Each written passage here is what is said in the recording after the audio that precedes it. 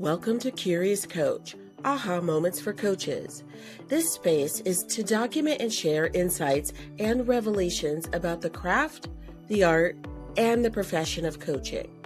I'm Tiffany Dideau, a master certified coach, certified professional resume writer, and the founder of Sacred Time. As a career coach and guide, I see myself as a light in dark places, so I may illuminate some topics for you because it's important to me that you identify and master your own coach approach. This isn't just a podcast. It's a place to walk with insight, sit with questions, and to follow the thread of what calls us into deeper knowing. Hello. Welcome to Curious Coach. This episode is about the lessons in nursing, and I'll tell you the story about why this has come up for me.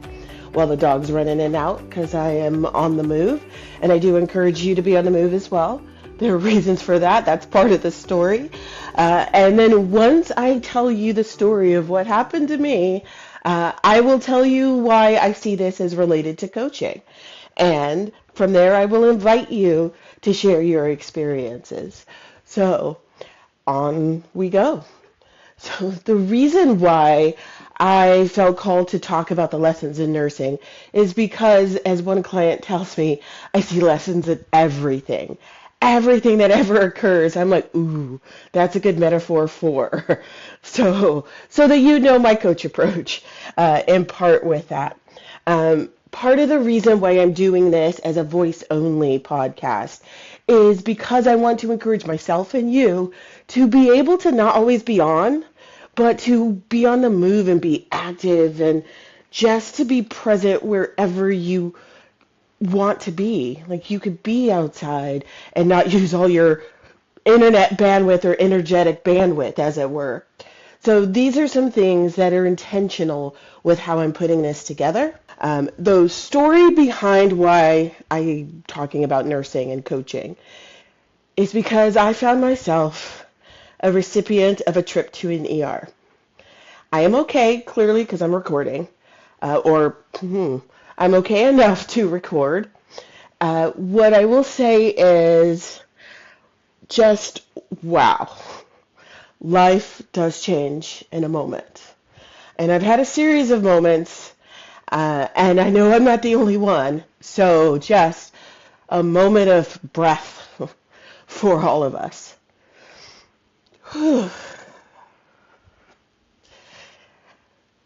So I'll tell you the story, and then I'll map it to lessons in coaching and being coaches, actually. There's a little more about our presence and how we show up in these lessons. And it was in the middle of me just barely able to function, like my body was literally shutting down. And my brother, who's had his own health crisis and frustrations with the system, has gotten a degree in health administration. And so healthcare administration. And so he's my go-to. He is my point of contact. He is the voice of reason. And also, my brother will tell it like it is, even if it is to tell me to shut up.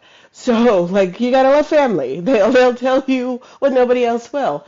And so I know when I've overstepped with him, and he can cut through the noise, because I find that my partner is a lot like my mother. There's just a lot of activity, a lot of energy. What do I do? And plus, we were in the middle of, like, I don't think I can function. I might not be able to get better tomorrow, like with a night of sleep. I need to go somewhere now.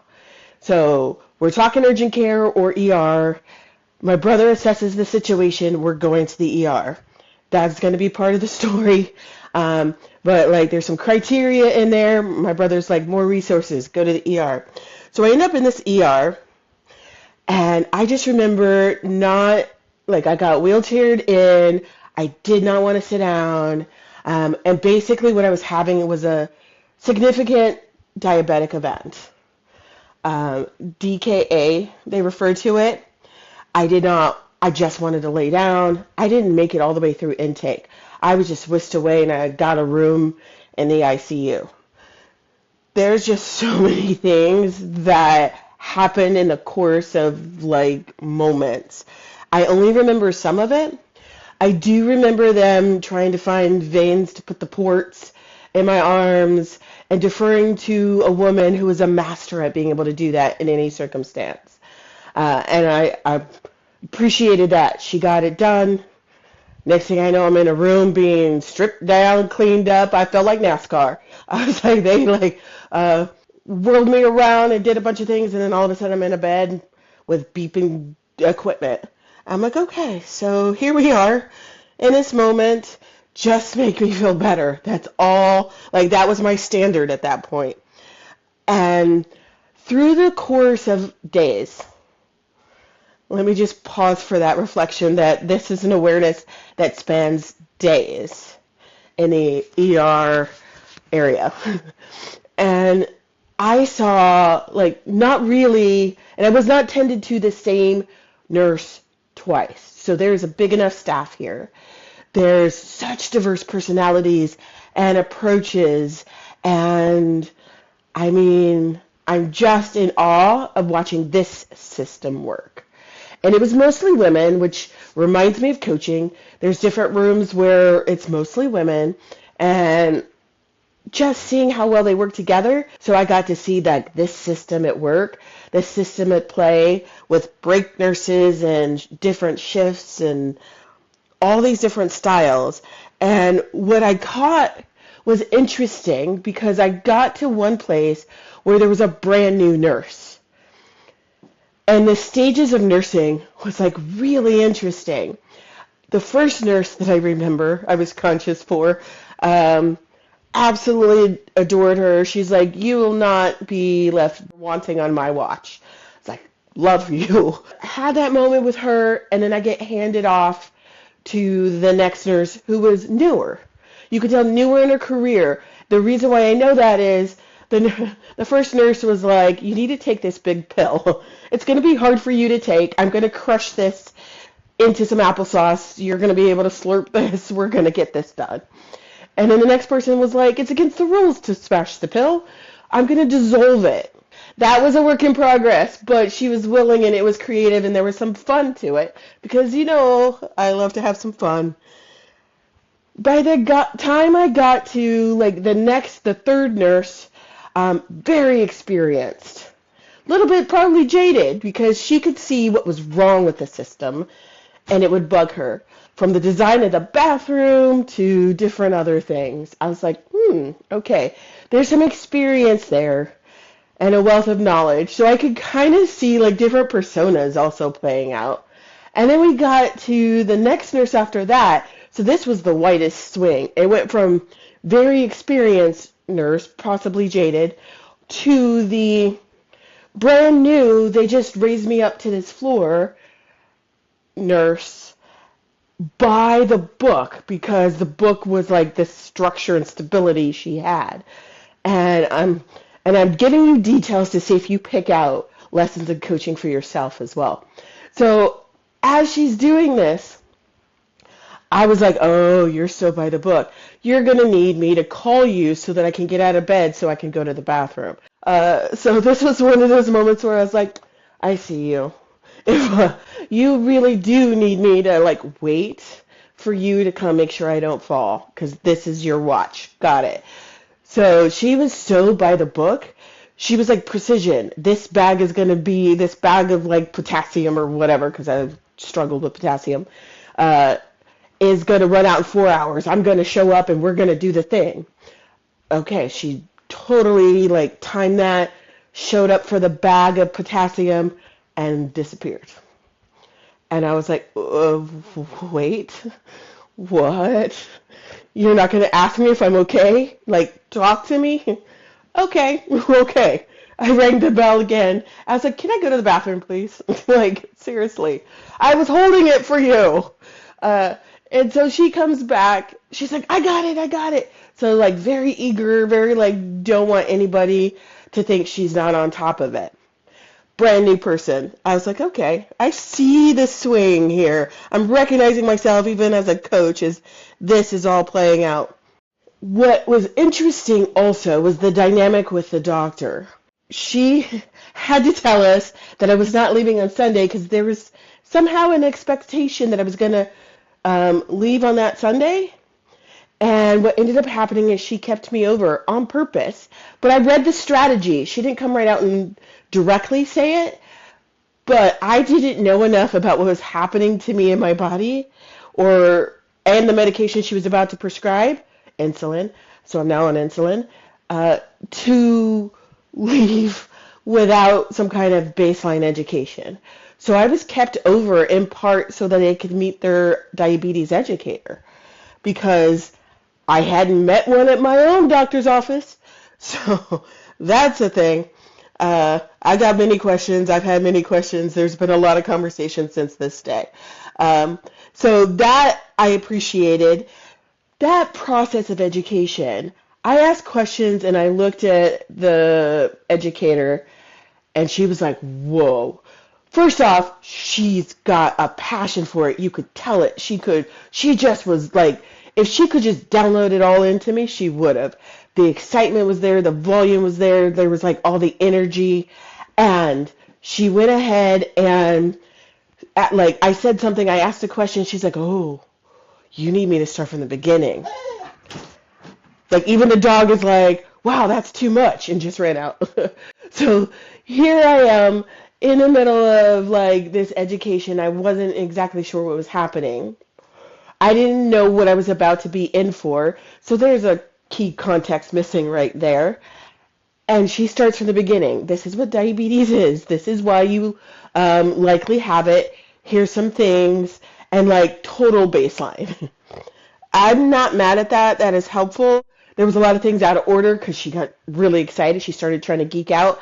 I'm a fan of geeking out about stuff. This podcast is me geeking out about coaching and just the love of humanity and the impact we could have together. So this is all coming up, and I ask a question, and I'm like, I don't even understand what like a day in the life looks like, but nothing that says this is how you like literally day one could look like this, day two. I think there was a little bit of some checklists. I went through that book with a highlighter and some pens, but I'm very practical, and I think this is why. Because there's nothing more annoying than if you're like, great, I'm so excited, look at all the things, I get it. How do I live and walk this out? That was like the other piece. That was the piece that was missing. Well, there's a few other things that I noticed. That was part of it. She did adapt to me, but she also didn't read the room of me being able to make this practical because I was literally going home that night or the next day. Like, how am I going to live with this? What am I going to do?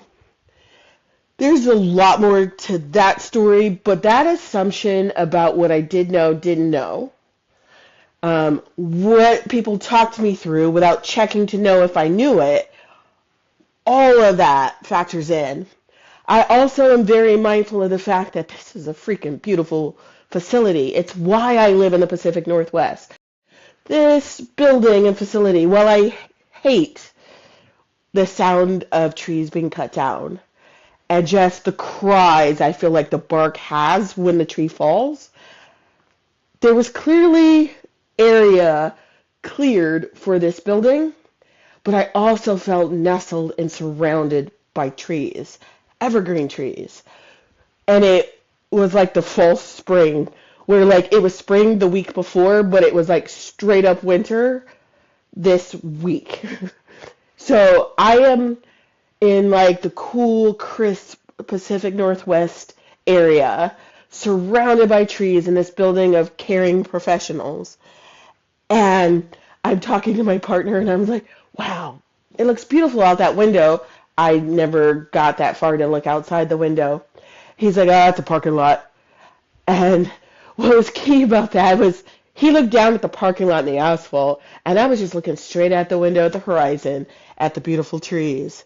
I just thought, oh, this is why I love this area. There's a reason for that part of the story. And then as I'm like set to leave and be released, it was just a maelstrom of discussions. Like, I am so impressed by how many people had an opinion about whether or not I should leave when I left, because I didn't know enough, because I didn't know what I was getting in for, and the answer is I didn't. On the other side of it, goodness gracious, I'm glad I made it through the landing to get back home. But to have a nurse very experienced and passionately advocating to make sure I had what I needed to make this work for myself on my own, freaking brilliant, because I kept thinking, the doctor thinks I'm okay enough to go. And you are literally that worried about me and want to make sure I have what I need to go. Like, that redefined advocacy for me.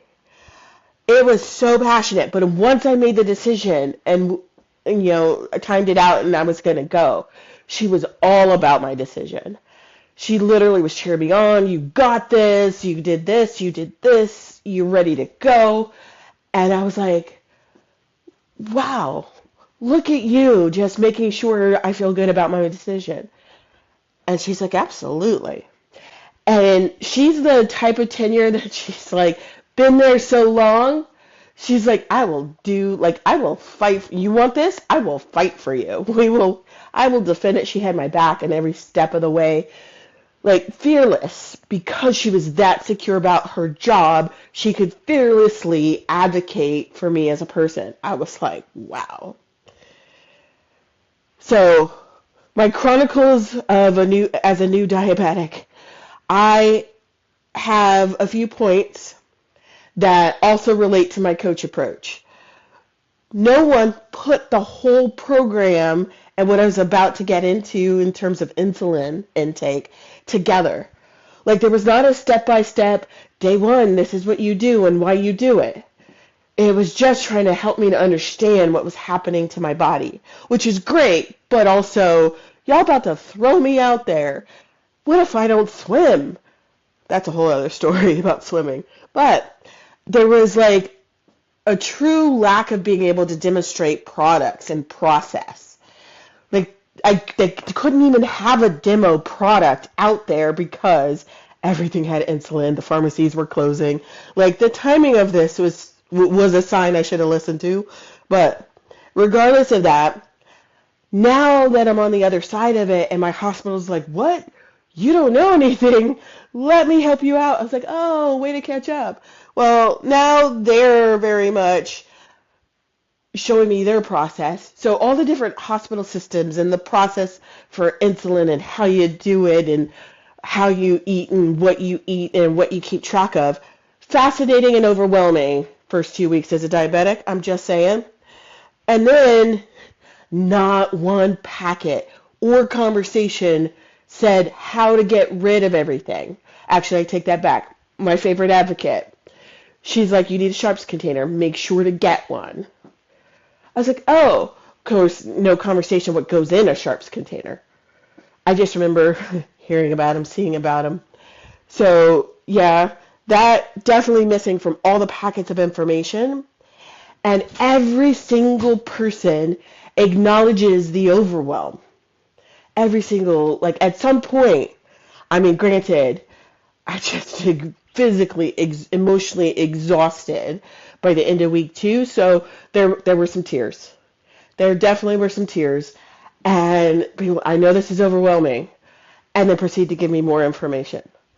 Like, so I give you all of that so that you can live that with me, not because this is, I want to share all these details with you just to be about me. The lessons that you might hear or see in what you've experienced, and turning that into how you make that to be a better coach, help you to be a better coach, or witness how you might gauge different situations or learn from them, basically. And so how I see this as relating to coaching is a few pieces.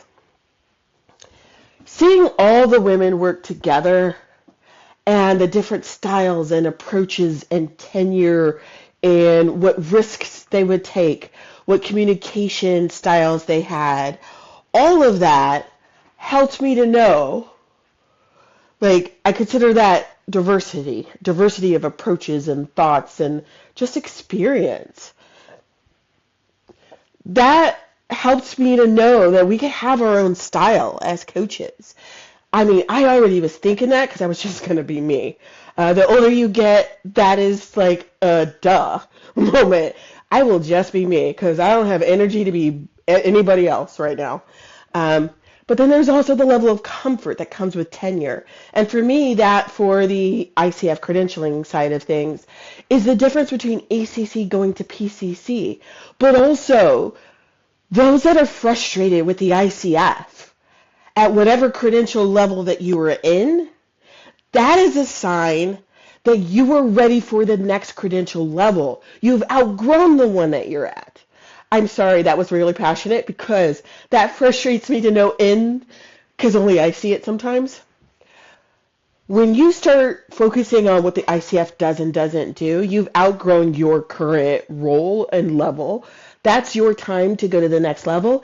And I tell you why. Because now that I'm an MCC, I see that they didn't mean us to stop at any level. The whole thing was put together so that you would progress through your coaching.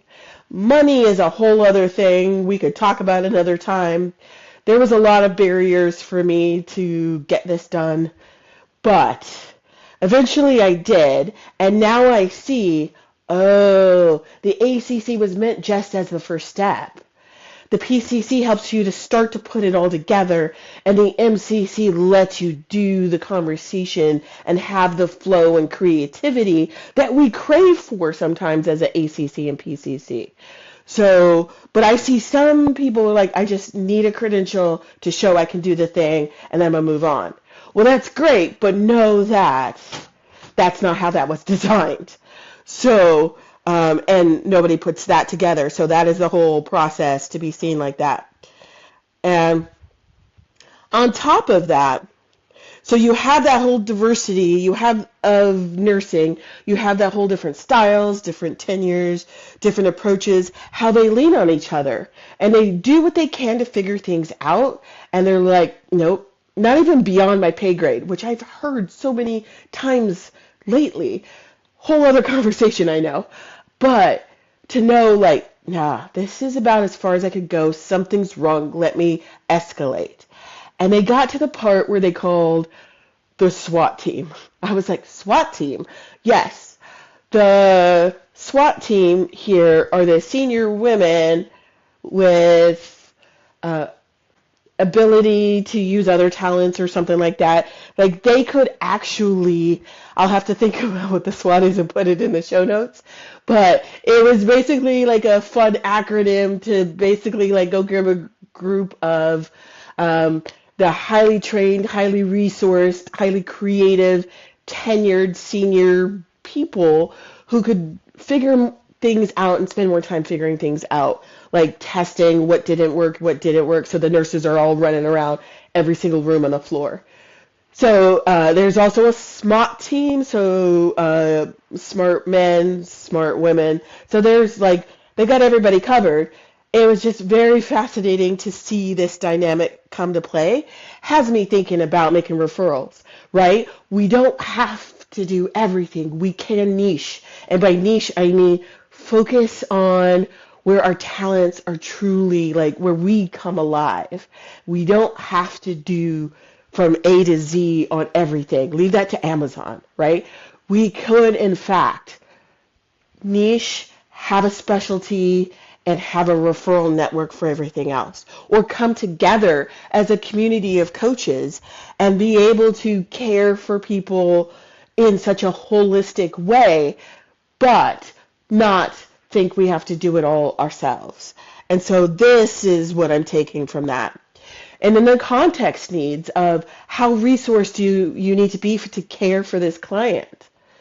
Because there's the difference between the urgent care, just need to like get them in, get them out, get them in, get them out, and the emergency room that could fully care for you and do all the levels of care no matter what you might need. Those are different contexts, and that is part of the vetting of the opportunity, right? Because you don't have to accept every person thinks that offers to pay you, because not all of them are good fit. As a matter of fact, some of them come in for me early on looking for discounts, and I found the ones trying to nickel and dime me off the beginning were the ones that required a lot more hand-holding and back and forth and took a lot more resources and energy on the back end. So that led to some changes in my approach, for sure. Then there is not just the deferring to others and having a referral network, all the more reason to talk to more coaches, but we get to learn what we learn from each other. What I thought was interesting was the part where I met the nurse that seemed to forget to check on me. Do you need anything else? Everybody else who had been more seasoned, more tenured, would ask. And at one point, I felt like I had them running. Like, I would like a ginger ale. I would like an Ensure. I would like a whatever. What time is this? What time is lunch? What time is, like, what does this mean? What am I doing here? Like, all the things, I felt like I had them jumping. But they asked, and I got to answer. And I felt heard and seen. And that relation, I felt like I had friends by the end. And then this new person comes up. And when she walked out and not asked if I was okay, if I needed anything, and I had to go to the bathroom, I was like, what have I not done as a coach that led to this moment? No, I wasn't thinking it like that. But I was like, wow, that's a coaching lesson if ever I saw one. That's literally what I thought. The other thing that I pull out of this for coaching is the education that's needed versus the education that's wanted or that you feel like should be there. So I would give to you my approach. When you're doing the pure ICF style of coaching, where you're trying to do the recording and the pure coaching, there's a moment for that. Outside of that, especially in career coaching, it's going to be more coach-sulting. It's going to be more coaching and consulting mix or conversational. So it's going to be a flare of whatever you feel like is needed to best serve the person in front of you. That is my intent, but also I have a little bit of the stickler in me that is going to follow the rules and all of that. I basically set it up so that the rules tend to be ingrained in me so I don't veer too far off in case I need to come back. So what I offer up to you is while you are to make room doing the ICF pure coaching at the time that you're going for credential and you're or mastering or building those muscles, any advice or things that you feel like you need to educate the client on, do it at the end. Do it offline. Make a class, make your articles out of it. So I do all my newsletters based on advice I can't give in the middle of a session. I find myself repeating different things, especially as a career coach, to sort of educate and get clients to a baseline on how to be confident in a job search. I turn those into classes. Now, in between coaching sessions, I can assign them a class. So now you have a more robust offering, but also your talents are never wasted. They're never wasted. So this is just another way to capture that, but also meet the moment. If you feel like you have to educate somebody to get them up to a baseline of where you think they need to be, that's a different experience. That's a different level of showing up. That is like that new person that was a nurse on the floor that she was so busy doing the task, and I could see how focused she was trying to not do anything wrong, that she forgot I was there. Don't forget the client. That is the best advocacy we could ever have, right? And now my eyes are open to what advocacy is. What's best for the client? What's best for me as the patient? I could see the whole, like that nurse could see the whole picture, and everybody else was pulling me in different directions about what they thought I wanted or what they thought I needed. What different, like when all the coaches are laid side by side and we're all like giving our offerings, what do you think your ideal client is going to pick? Chances are they're going to pick the person that sees them, that hears them, because that's the point. And that's the point of the competencies as they've evolved into, is to make sure that we don't forget the side of the person. This is why when I mentor, I am also very much cognizant of the fact when people coach like ICF is in the room, coach like the assessor is in the room. It's never about the assessor. That's the hard thing. Yeah, you're trying to hit all these things, but why you're trying to hit them is more important. So if you err on the side of serving the client, that is the best. That is why I am here. So there was a bit much in there. The part about the trees, though, I found it fascinating because it's about perspective. This is so much about perspective. I personally was looking at the treetops. For one part, from the hospital bed, that was all I could see. Sunset, sunrise, treetops out the window. My partner could go up to the window, look down, and all he would see was asphalt because he just came through the gauntlet of cars and parking and whatever. But he would look down, and I would look ahead. I paused for dramatic effect. You like that? Okay. So where you look matters. That's the same when you ask questions. And this goes to that is a DOQ, so another acronym I'm going to put into the show notes. That quotient where you're going to be looking at, if you look at the ideal state, that pulls the client out into looking at the future state.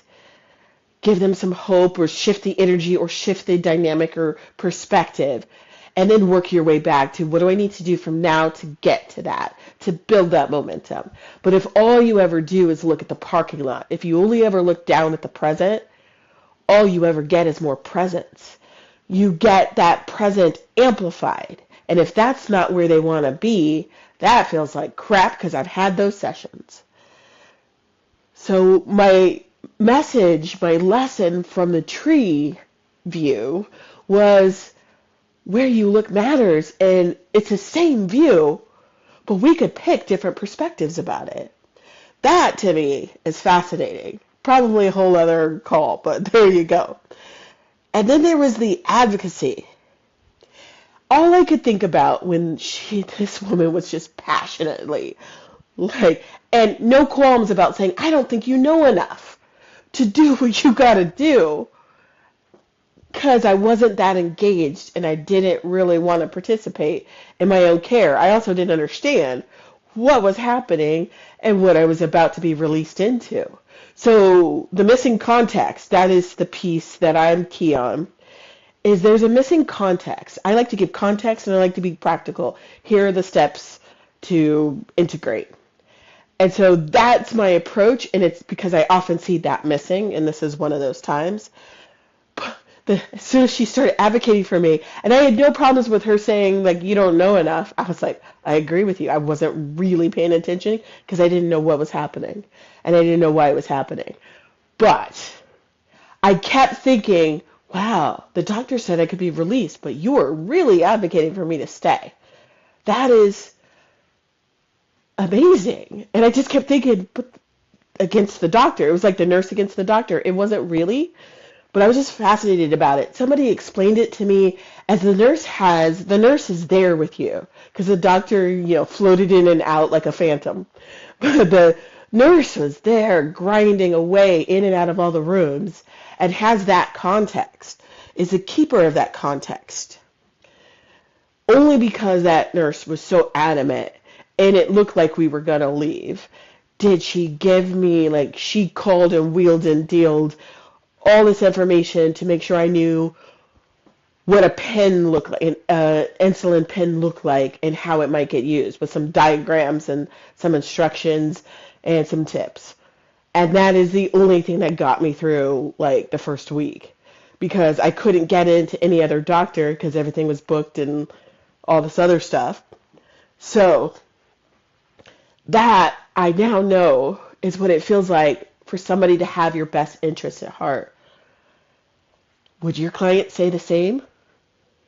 Would they know that? Like, there might be days, I'm just going to give us all that chance to be human. There are going to be days where I was like, whew, that was not my best coaching. That was my pull towards what I think they needed, what I think they wanted. I got to do better.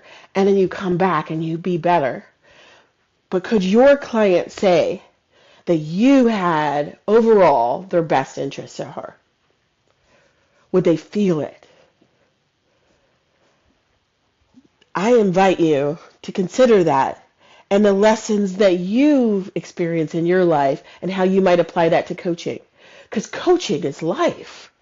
This is us expressing our life. And whew, that's just my passion for the coaching and the work to amplify the gifts and what we're all here to do. That is what I'm about. And I hope you have and find your passion for coaching.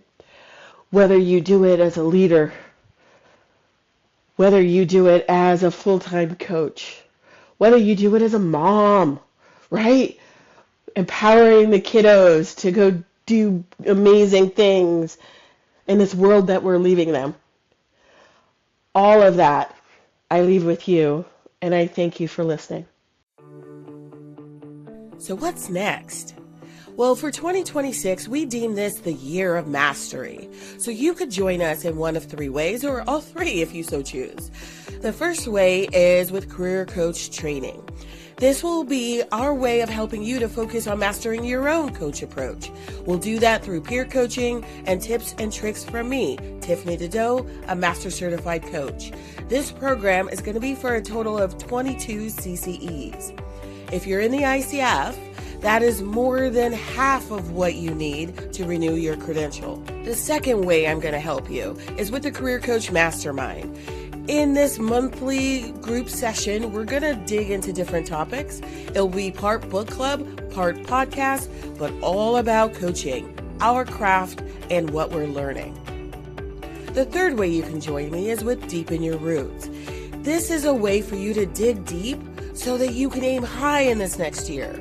I will be joined by Mother Nature because I will be going back to my roots with some nature-based coaching techniques. I'll be joined with Nicole Vinner, the intuitive executive coach that will help you to trust yourself, and Gail Whipple, the leadership coach for creatives who are in the process of exploring what's next. Join us for a year of mastery where you can create the space to grow in community to position your brand for what's next. Your partner in change, Sacred Time.